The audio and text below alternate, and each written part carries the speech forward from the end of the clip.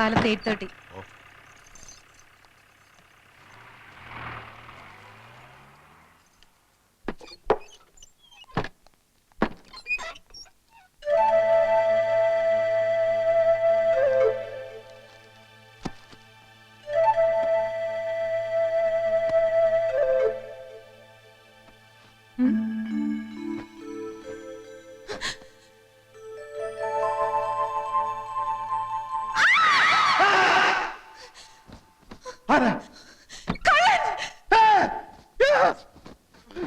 ഇതെവിടെ?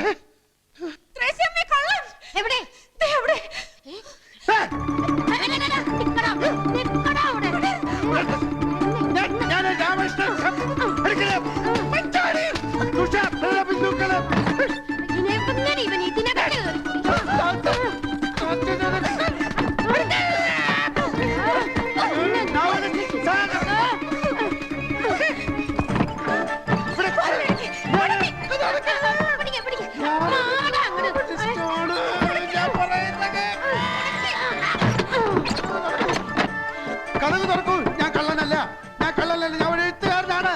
കഥക് തുറക്കൂ, കഥക് തുറക്കൂ, ഞാനൊരു എഴുത്തുകാരനാണ്. ഹലോ, കഥക് തുറക്കൂ, കഥക് തുറക്കാൻ.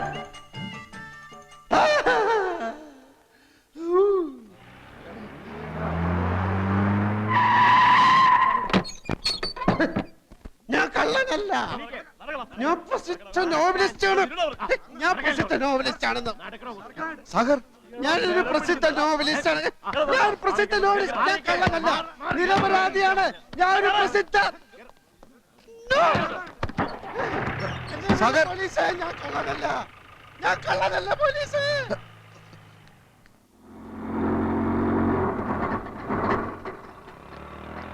ഇപ്പൊ ഇവിടെ ഒരാൾ അറസ്റ്റ് ചെയ്തോണ്ടോ?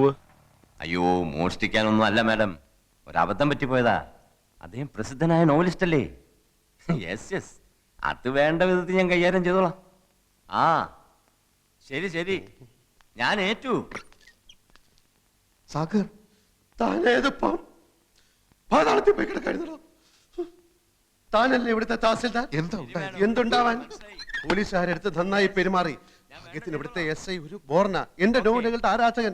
താനിതുവരെ തഹസിൽദാരായില്ലേ? അതൊക്കെ പറഞ്ഞാൽ ഒത്തിരി ഉണ്ട്. ആ വീട്ടിൽ എന്താ സംഭവിച്ചത്? കിഴങ്ങെ തന്റെ വീടാണെന്ന് കരുതി പുറവേശത്തെ വാതിലിന്റെ ഓടാമ്പൽ ഇളക്കി ഞാൻ അകത്ത് കയറി മൂക്കറ്റം വെള്ളം ഒടിച്ചോണ്ട് ഈ മാക്സി കൊടുത്തോണ്ട് അവളുടെ കട്ടിൽ കിടന്ന് ഉറക്കിപ്പോയി. സോറി, അയ്യോ പറ്റിപ്പോയി.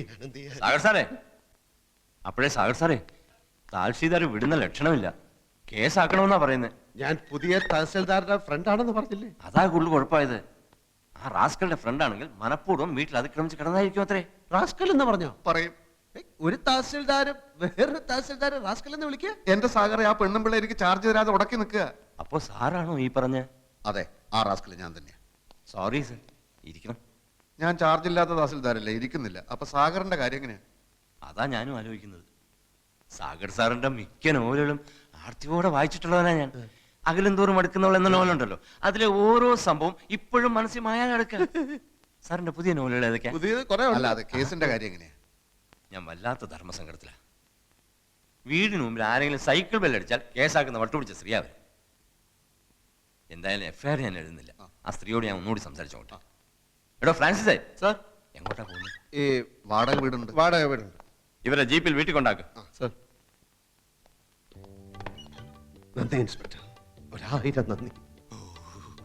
എനിക്കിപ്പോ ഓർമ്മ വരുന്നത് ഉല്ലാസത്തേന്മഴയിലെ റോബർട്ട് പ്രിൻസിയോട് പറയുന്ന ഡയലോഗാ. നന്ദി പ്രിൻസി, 1000 നന്ദി. താങ്കളെ കണ്ടതൊരു മഹാഭാഗ്യമായി ഞാൻ കരുതുന്നു. വീണ്ടും കാണാം, വീണ്ടും വീണ്ടും.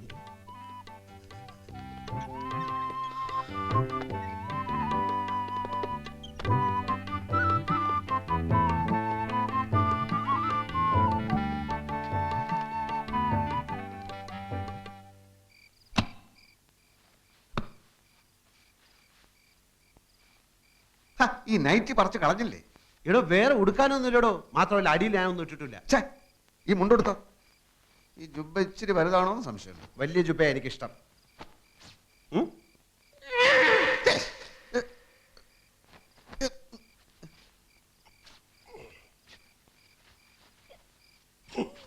ഇതാണോടോ തന്റെ വലിയ ജുബ?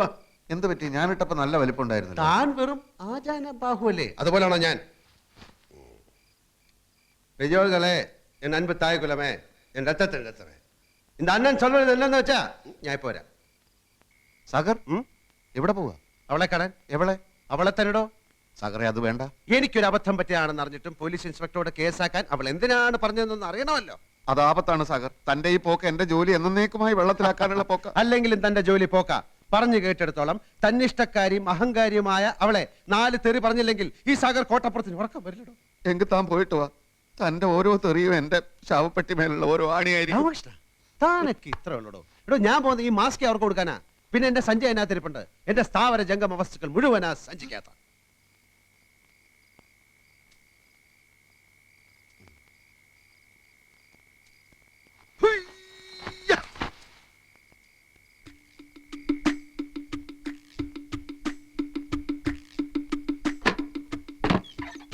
Stop there. I said stop there. ആ സമയത്ത് വെള്ളം അടിച്ച് ഞാൻ അലമ്പായിരുന്നു. ഇപ്പൊ ഞാൻ നോർമലാണ്. ബഹളം വെച്ച ആളെ കൂട്ടാനാണ് ഭാവമെങ്കിൽ ഇവിടെ ചോര പുഴ ഒഴുകും. പോലീസിനെ വിളിച്ചു വരുത്താനാണെങ്കിൽ അവരെത്തുന്നതിന് മുമ്പ് ഞാൻ ഈ വീട് ചുട്ട് ചാമ്പലാക്കും. എന്നാലോ മര്യാദക്കാണെങ്കിൽ സാഗർ സോഫ്റ്റ് ആണ്, പൂ പോലെ മൃദുലം. പാലെ പാലെ പറ്റിപ്പോയ അബദ്ധത്തിന് മാപ്പി വയ്ക്കുന്ന നിലയിൽ താഴാൻ വരെ സാഗർ ഒരുക്കമാണ്. തന്നെ പോലുള്ള ഭീരുക്കളുടെ ഭീഷണികൾ എത്രയോ കേട്ടിട്ടുള്ളവളാ ഞാൻ. താൻ ഒരു കള്ളനാണെന്ന് കരുതിയ ഞാൻ പിടിച്ച് പോലീസിൽ ഏൽപ്പിച്ചത്. ഒരു തെമ്മാടിയെ നേരിടാൻ എനിക്കാരുടെയും സഹായം ആവശ്യമില്ല.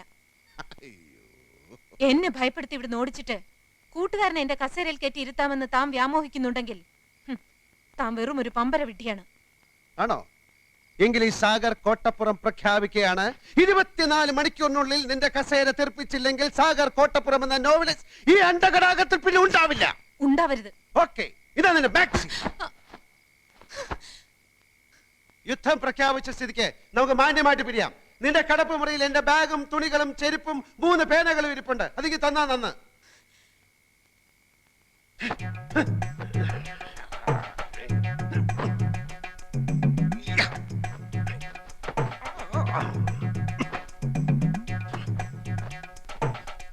ഇതുകൊണ്ടുള്ള എന്റെ ആവശ്യം കഴിച്ചു. Get lost.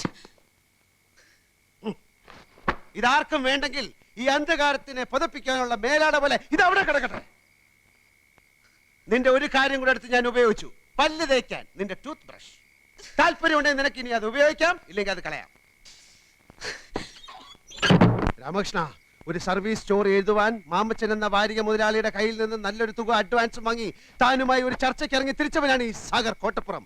പക്ഷെ കോട്ടപ്പുറത്തിന്റെ മനസ്സിലിപ്പോ കഥയില്ല, കഥാപാത്രങ്ങളില്ല, പതഞ്ഞു പൊങ്ങുന്ന പ്രതികാര വാഞ്ച മാത്രം.